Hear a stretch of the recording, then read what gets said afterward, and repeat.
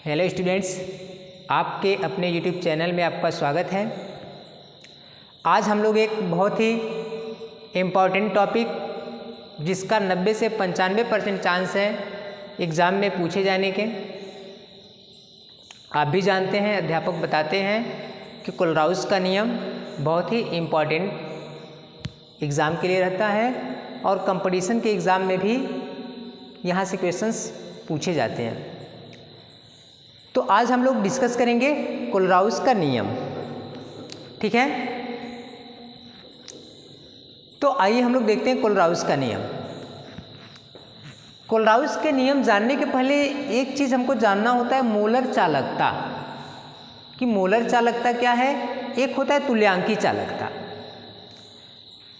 लेकिन हमारे एनसीईआरटी में केवल मोलर चालकता ही दिया गया है, तो इसलिए हम डिस्कस करेंगे केवल मोलर चालकता पे ही। अगर आपको तुल्यांकी चालकता भी अगर जानना है तो आप कमेंट बॉक्स में कमेंट कर सकते हैं, हम तुल्यांकी चालकता पे भी वीडियो बना देंगे। फिलहाल इस वीडियो में हम बात करेंगे मोलर चालकता का पहले, इसके बाद कोलराउस के नियम पे हम आएंगे। थोड़ा सा ओवरव्यू हम लोग लेंगे मोलर चालकता पे। तो आइए देखते हैं मोलर चालकता।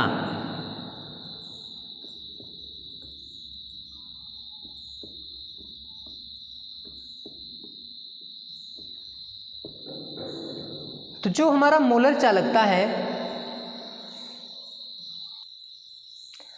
हाँ, तो ये जो हमारा मोलर चालकता है, देखते हैं हम लोग क्या है ये।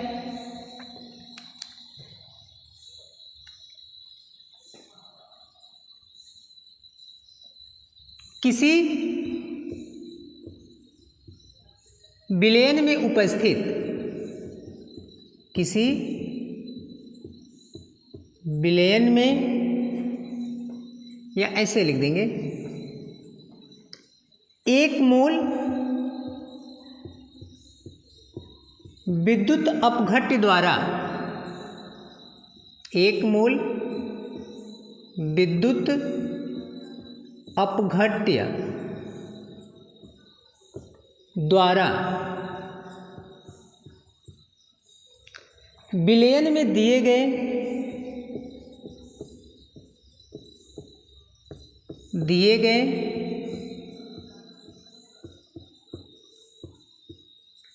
आयनों की चालकता को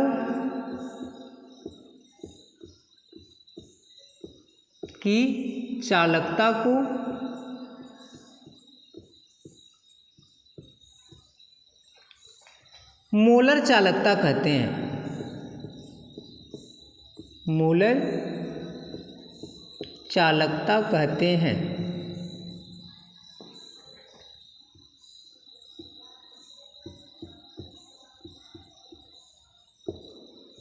ठीक है। तो अगर एक मोल विद्युत अपघट्य को, जैसे आप एक मोल NaCl ले लीजिए, नमक ले लीजिए, और अगर उसे आप पानी में घोल रहे हैं तो नमक क्या होगा? अपने आयनों में टूट जाएगा, Na+Cl- में। तो जो इन आयनों की चालकता होगी, एक मोल आयनों की चालकता जो होगी टूटने के बाद, वो एक मोल विद्युत अपघट्य द्वारा जो आयनों की चालकता उत्पन्न होगी, उसी को हम लोग क्या कहते हैं? मोलर चालकता कहते हैं। ठीक है ना। विद्युत अपघट्य का मतलब आप जान रहे होंगे। विद्युत अपघट्य वे पदार्थ होते हैं जो जलीय विलयन में अपने धनायनों तथा ऋणायनों में टूट जाते हैं, या फिर ऐसे कह सकते हैं कि अपने आयनों में टूट जाते हैं। उन्हीं को हम लोग विद्युत अपघट्य कहते हैं। तो एक मोल विद्युत अपघट्य द्वारा विलयन में दिए गए आयनों की चालकता को मोलर चालकता कहते हैं। मोलर चालकता को हम लोग प्रदर्शित करते हैं λm से। मोलर चालकता को λm से प्रदर्शित करते हैं।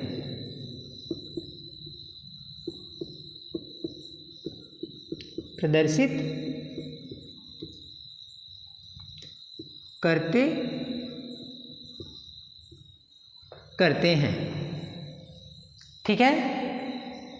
मोलर चालकता का जो सूत्र होता है लैम्डा m बराबर वो होता है K गुणे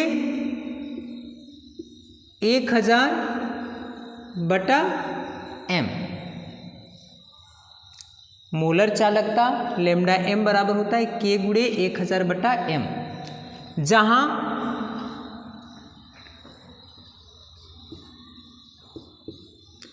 K बराबर होता है विशिष्ट चालकत्व, विशिष्ट चालकता,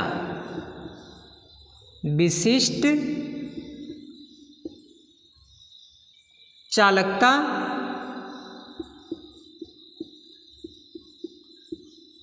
या विशिष्ट चालकत्व भी कह सकते हैं। विशिष्ट चालकत्व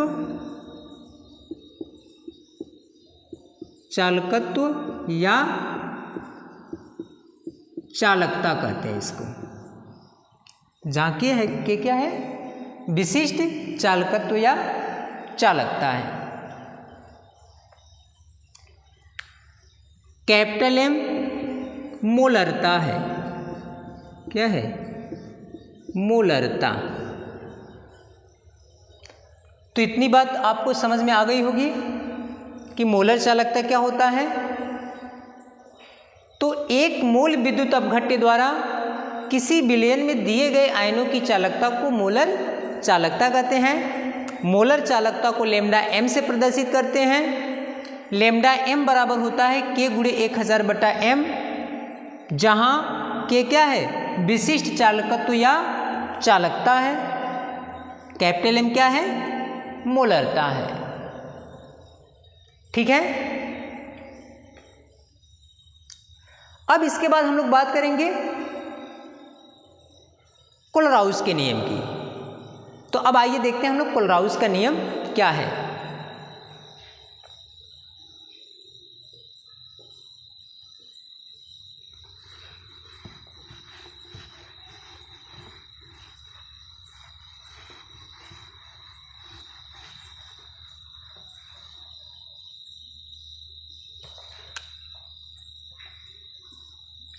कोलराउस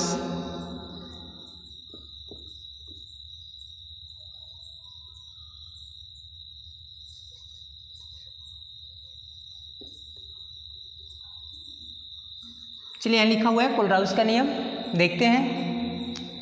कोलराउस ने कहा था कि अगर हम विलयन की जो तनुता है उसे हम अनंत ले लें, अनंत तनुता पे उन्होंने बात की थी, यानी कि विद्युत अपघट्य की तुलना में, विद्युत अपघट्य की मात्रा की तुलना में जो विलायक हम ले रहे हैं वो बहुत ही ज़्यादा मात्रा में हो, तो उसे हम लोग कहते हैं अनंत तनुता।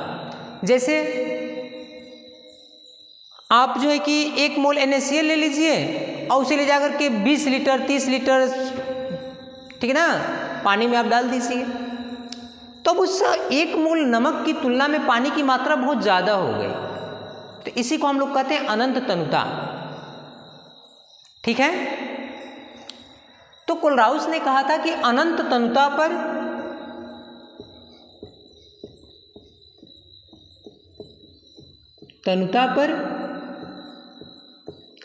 किसी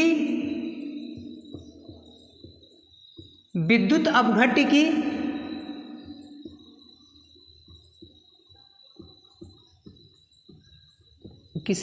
अपघट्य की मोलर चालकता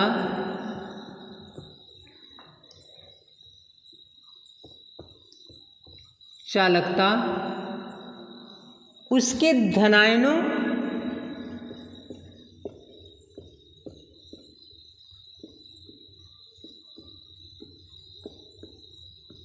तथा ऋणायनों, उसके धनायनों तथा ऋणायनों की मोलर चालकता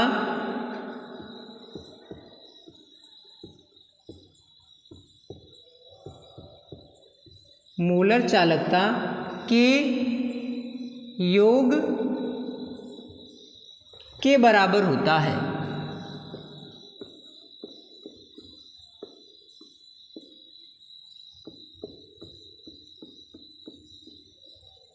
के योग के बराबर होता है। ठीक है। अनंत तनुता, अनंत का मतलब इनफाइनाइट होता है। अनंत तनुता पर किसी विद्युत अपघट्य की मोलर चालकता उसके धनायनों तथा ऋणायनों की मोलर चालकता के योग के बराबर होता है। जैसे अनंत तनुता पर अगर हम कहें कि बताइए NaCl की मोलर चालकता क्या होगी। NaCl लिया हमने, इसकी मोलर चालकता बताना है तो आप जानते हैं मोलर चालकता को लैम्डा m से प्रदर्शित करते हैं। अनंत तनुता कह रहा है तो अनंत तनुता के लिए ऊपर हम लोग क्या कर देंगे, इनफाइनाइट लगा देंगे, या फिर NCERT में ऊपर नॉट लिखा होता है तो उसका मतलब ही क्या है, अनंत तनुता है। तो अनंत तनुता पर किसी विद्युत अपघट्य की जो मोलर चालकता है वो इनके धनायन और ऋणायन। अब आप हमको बताइए कि अगर NaCl को पानी में घोला जाए तो ये किस में टूटता है, Na प्लस में, आप प्लस Cl माइनस में टूटता है। तो इसके धनायन ऋणायन कौन बने, सोडियम और सोडियम आयन और क्लोराइड आयन। तो उसी तरह से अगर हम आपसे पूछे कि लैम्डा m इनफाइनाइट NaCl अर्थात अनंत तनुता पर NaCl की मोलर चालकता क्या होगी, तो जो इनके धनायन की मोलर चालकता होगी और जो उनके ऋणायन की मोलर चालकता होगी, इन दोनों के योग के बराबर NaCl की मोलर चालकता होगी। ठीक है। इसी तरह से अगर हम कहें कि लैम्डा m इनफाइनाइट MgCl2 मतलब मैग्नीशियम क्लोराइड का अनंत तनुता पर मोलर चालकता बताइए क्या होगा। तो इसके लिए हम लोग क्या करेंगे, पहले हमको MgCl2 को तोड़ना आना चाहिए। तो देखिए MgCl2 को अगर हम तोड़ें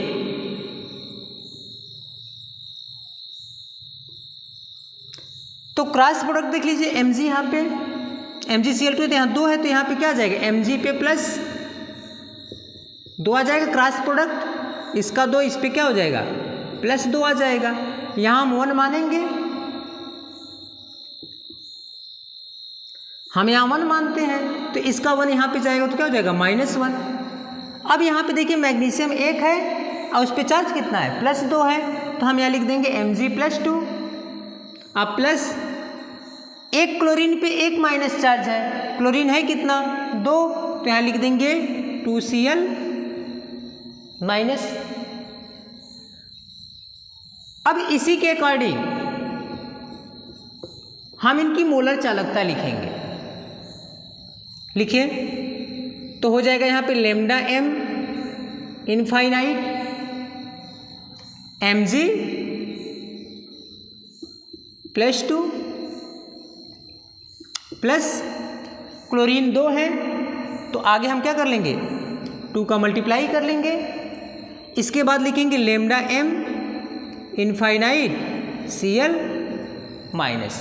आगे जो मल्टीप्लाई होगा उसका हम यहाँ पे मोलर चालकता में मल्टीप्लाई कर लेंगे उसके। ठीक है। इसी तरह से अगर हम आपसे कहें कि बताइए lambda m infinite Al2SO4 whole का थ्राइस का मोलर चालकता बताइए क्या होगा, तो क्या बताएंगे, सबसे पहले हम क्या कर लें, Al2SO4 होल के थ्राइस को तोड़ लें। Al2SO4 होल का थ्राइस तोड़िए इसको, तो इसका 2 यहाँ पे चला जाएगा तो इस पे हो जाएगा -2, इसका 3 यहाँ पे आएगा तो इस पे हो जाएगा +3, इसका 3 यहाँ पे आएगा तो यहाँ हो जाएगा +3। अब आप कहोगे सर जी यहाँ पे -2 क्यों लिखे, माइनस साइन क्यों लगे, यहाँ प्लस क्यों लगाए हैं। तो केमिस्ट्री का एक रूल है कि पहले धनायन लिखा जाता है ज़्यादातर, फिर लिखा जाता है ऋणायन। अब वैसे भी हम जानते हैं कि एल्युमिनियम धात्विक गुण को प्रदर्शित करता है, हालांकि होता उपधातु है लेकिन जनरली धनायन बनाता है ये। तो यहाँ पे क्या हो जाएगा, +3 आ जाएगा एल्युमिनियम पे, SO4 पे -2 हो जाएगा। तो इस तरह से एक एल्युमिनियम पे +3 चार्ज है, एल्युमिनियम है कितना, 2 है, तो हम यहाँ पे लिख देंगे 2Al+3 प्लस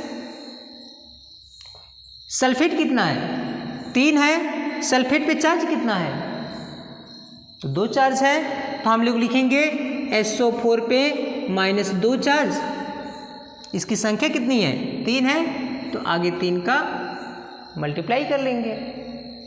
अब इसकी हम लोग मोलर चालकता लिखते हैं। तो यहाँ पे एल्युमिनियम कितना है, 2 है, तो हम यहाँ पे लिख देंगे 2 और λm